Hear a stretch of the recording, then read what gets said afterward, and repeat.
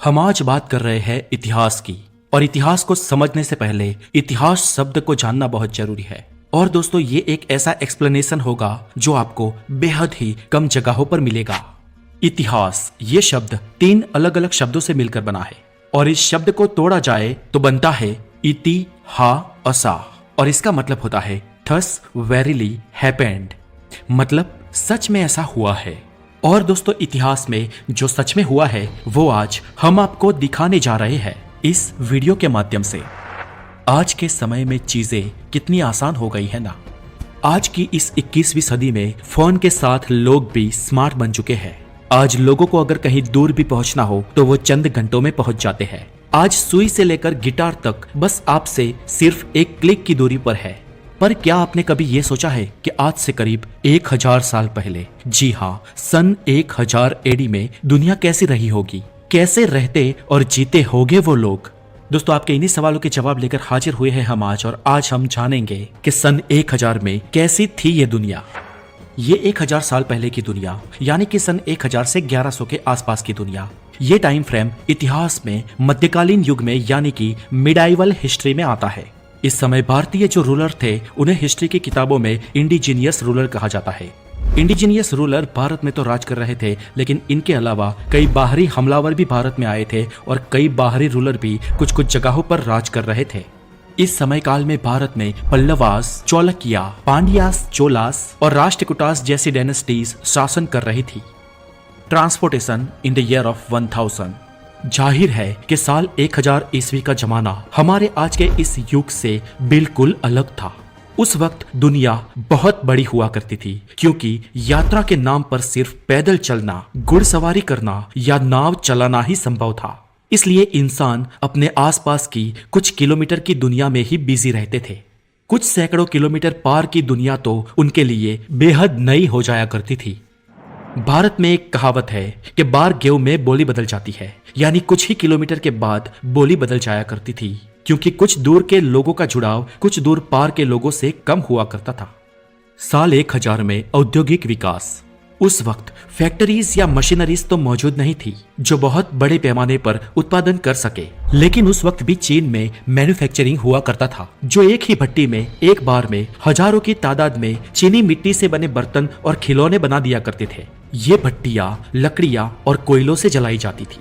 जबकि भारत की बात करें तो उस समय भारत में कपड़े, खान पान की चीजें और मरी मसालों का बड़े पैमाने पर उत्पादन होता था और भारत से ये चीजें पूरी दुनिया में बेची जाती थी। इस समय काल में भारत दुनिया का 30% food, goods and services produce करता था, जबकि चाइना दुनिया का 25% करता था और यूरोप 11%। आप ये कंसीडर कर सकते हो कि ज्यादा पॉपुलेशन उस वक्त इन तीनों रीजन्स में ही मौजूद थी। इनके अलावा बाकी सब दुनिया में, यानी कि America, Latin America, Australia, northern Russia, यहाँ पर पॉपुलेशंस भी कम थी और विकास भी। City and village life in the year of 1000। उस वक्त भी शहरों में दुकानें और मंडियां लगी हुई रहती थी। दुकानें आमतौर पर सामान चीजें बेचती थी और ये शॉप्स और मंडियां भी एक दूसरे से बेहद पास हुआ करते थे, जो कई जगह पर आज भी देखने को मिलते हैं।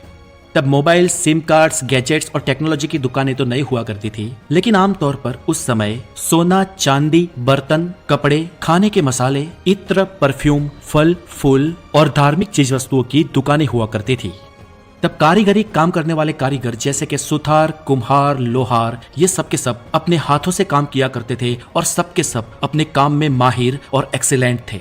आज कोई शायद मशीन भी ना बना सके ऐसी कलाकृतियां उस समय कारीगर बनाया करते थे। उस समय भारत में 10% से भी कम पॉपुलेशन शहरों में रहा करती थी और 90% से भी ज्यादा पॉपुलेशन गांव में बसती थी।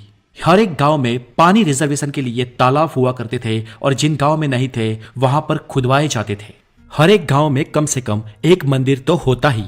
तब गांव के किसान अधिकतर बरसात के पानी पर निर्भर रहते थे। Housing and construction work in the year 1000। साल 1000 में आमतौर पर सारे घर और महले भी मिट्टी, हाथ से बनाई गई ईंटें, लकड़ी और चूने से बने होते थे। आज के सीमेंट के बनाए घरों की आयु 35 से 40 साल होती है और इन घरों में 5 से 10 साल में दरारें आनी शुरू हो जाती है। लेकिन दोस्तों, पुराने घर और महल जो चूने और मिट्टी से बनते थे, जिसमें सीमेंट का कोई रोल ही नहीं होता था, ऐसे घरों की आयु 500 से 1000 साल तक हुआ करती थी। और दोस्तों आज के युग में भी आप कुछ 500 या 700 साल पुरानी हवेलियां और महलें देख सकते हैं जो आज भी अकबंद है। ट्रेड की बात करें तो तब भी मुद्राएं चलती थी, लेकिन ज्यादातर लोग बार्टर पद्धति से व्यवहार करते थे, यानी कि एक चीज के बदले दूसरी चीज देना। गेहूं के बदले चावल, गुड़ के बदले फ्रूट या बर्तन के बदले लकड़ियां देना। ऐसे ज्यादातर एक दूसरे की वस्तुओं को देकर ट्रेड हुआ करते थे और सभी लोगों की जरूरी चीजों की आपूर्ति भी पूर्ण हो जाया करती थी। उस वक्त ज्यादातर लोग अपना फैमिली बिजनेस किया करते थे। जी हाँ, आज के युग में हमारे लिए एजुकेशन और अपॉर्चुनिटीज उस वक्त से ज्यादा है, इसलिए आज आमतौर पर हम देखते हैं कि जो काम फादर करते हैं उसका बेटा वो नहीं करता है। वो अपनी स्किल के मुताबिक, अपनी पढ़ाई के मुताबिक या अपने इंटरेस्ट के मुताबिक काम करता है। लेकिन दोस्तों आज से 1000 साल पहले आमतौर पर जो फादर या फैमिली बिजनेस हुआ करता था वही उनके बच्चे किया करते थे। जुडिशरी दोस्तों, तब राज्य के बड़े फैसले तो राजा लिया करते थे, लेकिन गांव और शहरों के छोटे छोटे लोगों की छोटी छोटी समस्याएं भी होती है और उनको सुलझाने के लिए आज कोर्ट्स तो है, लेकिन उस वक्त न्यायालय तो नहीं हुआ करते थे। पर न्यायालय का काम करते थे पंच। ये पंच यानी गांव के बड़े 5 लोग या वो 5 लोग जिन्हें पंचायत में बिठाया जाता था, और वही लोग गांव की छोटी बड़ी समस्याओं का निर्णय लिया करते थे। मैरिज एंड रिलेशनशिप दोस्तों, उस वक्त में ज्यादातर अरेंज मैरिजेस ही हुआ करते थे, और अरेंज मैरिजेस में गर्ल और बॉय आमतौर पर डिफरेंट विलेज के अनदर गांव के हुआ करते थे। तब लोग ज्यादातर एक गांव में और एक गोत्र में शादी नहीं किया करते थे। हालांकि तब जो भी शादियां हुआ करती थी वो आसपास के गांव में ही हुआ करती थी जो 5, 10 या 15-20 किलोमीटर दूर रहते थे। और तब बारात एक दिन के लिए नहीं, लेकिन 4-4, 5-5 दिन के लिए जाया करती थी, और ये बारात बैलगाड़ियों में जाया करती थी, और बारातियों का स्वागत 3-3, 4-4 दिन के लिए किया जाता था। और हमारे जीवन के सभी संस्कारों में शादी सबसे खर्चीला और सबसे बड़ा संस्कार माना जाता है। ये इसीलिए क्योंकि शादी में खर्च करने की ये परंपरा सदियों पुरानी है। Education system in the year of 1000 दोस्तों, उस समय भी आमतौर पर गुरुकुल ही चलते थे, और भारत में भारतीयों के साथ कुछ विदेशी स्टूडेंट्स भी पढ़ाई करने के लिए आते थे जो वेदास और 18 विविध कलाओं के बारे में सीखते थे, जैसे कि एस्ट्रोनॉमी, सर्जरी, चिकित्सा, एग्रीकल्चर, मैथमेटिक्स, अकाउंटिंग, लॉ तथा मिलिट्री स्ट्रेटेजिस्ट जैसी चीजें शामिल है। तो दोस्तों कैसा लगा आपको यह सदियों पुराना सन 1000 वाला भारत? अगर आपको ये वीडियो अच्छा लगा हो तो इसे लाइक जरूर करें